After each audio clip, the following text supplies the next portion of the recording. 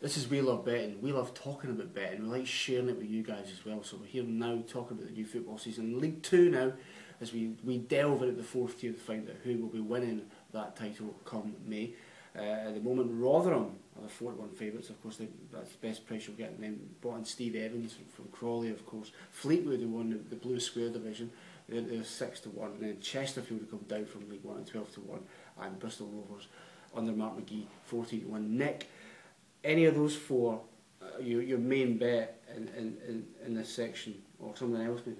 I guess money's talking in League Two, isn't it, really? And we have seen that it has worked in the past, and you can see, why Rotherham are therefore top of the tree. They're odds on for promotion and pretty short prices here to be champions. And if you remember, Crawley were a kind of similar club last year, and although they crept up on promotion stakes, obviously didn't take the league by storm as people expected. Similar manager as well, yeah, very similar manager, and just as likeable, this one, because it's the same guy. And okay, the top two in the betting went up last season. That's in their favour. But at the end of the day, they have been the club that people have tipped before. For me, they're a side that have suffered with expectation.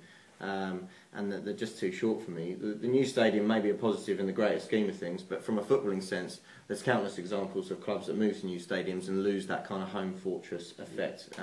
Colchester is the one that comes to my mind, knowing them a little bit better.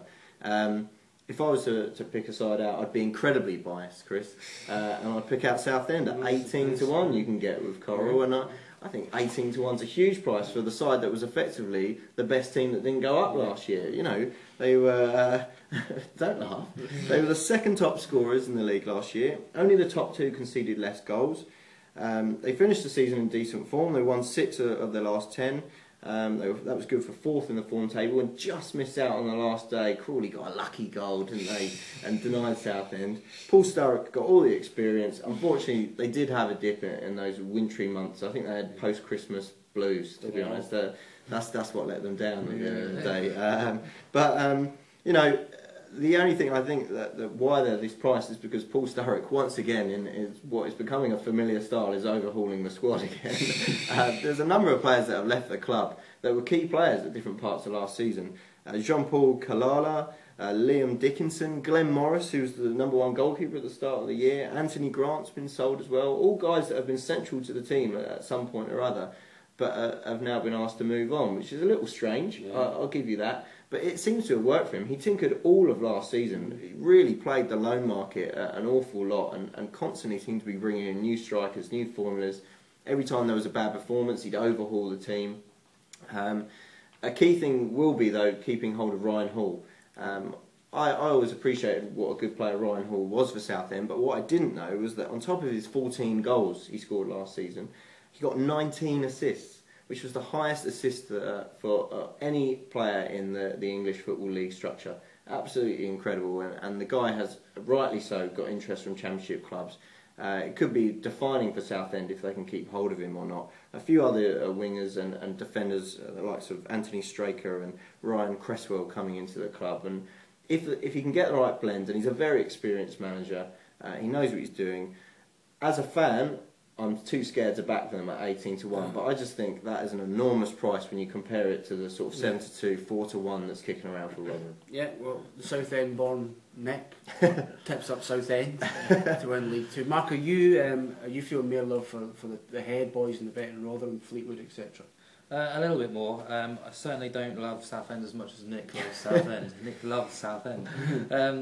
Rotherham, I think they are worthy favourites, but 10-3 at Sportingbet, I couldn't be backing them. Even with the signings, Danny Nargiello, former QPR Barnsley striker, he's got talent, probably too good for League Two. Scott Shearer, a decent keeper at that level. Coyote Odejayi, who's sort of been all over the place in League One and League Two. Again, another good signing. And Nick's mentioned the new stadium. It's lovely, drove past it last week, but is there enough reason to back them at 10-3 with Steve Evans in charge and having to overhaul a club, essentially, is what he did at Crawley? At Rotherham, I think it's a reason to swerve them. Again, another little fact here that anti-post favourites have won the League One title just once in 11 seasons. So again, there's another reason to move away from Rotherham. I don't know what happened to my voice then. But if you move to Fleetwood, Jamie Vardy's left, the £1 million striker, who's who's never played in the Football League and moved to Leicester. You know, it's very bizarre, but it's not like they needed the money anyway. But they brought in John Parkin, the Beast, and Stephen Gillespie as well to sort of replace him, and they're very able replacements. And 11-2, I think that's a fair price for Fleetwood. We saw what happened with Crawley. They're more than capable of teams coming out from the conference and challenging for that outright spot. I'm not too sure about Mickey Mellon, though, the manager. I'm not sure he's really cut out for management at this sort of level. But Torquay is a team that I've outlined here, similar to what Nick said about Southend, really, because I contested that Torquay were the best team, not to go up in League Two. They may have lost Ewan O'Kane, who I think was the best player in League Two, despite your claims for Ryan Hall, and he's actually moved on to Bournemouth, so he's done better than what your little Ryan Hall's done. Anyway, enough of that. They've signed players like Michael Pope, Craig Easton, Billy Bowden. I can't find a reason not to like Torquay. They're 16-1 for a team that lost in the playoffs. I just think that's very, very much overpriced, and I think probably the fact that O'Kane has moved on has seen that price inflate. Martin Ling's still there. I really like him as a manager. He came in, sorted the club out after the sort of terrible start, and they just grinded out wins, didn't they? From sort of January onwards, 1-0, 2-0, 1-0, 2-0. There's a sort of renewed hope down in Devon, and I think they can go all the way. 16-1 is a huge price, and I'm all over it.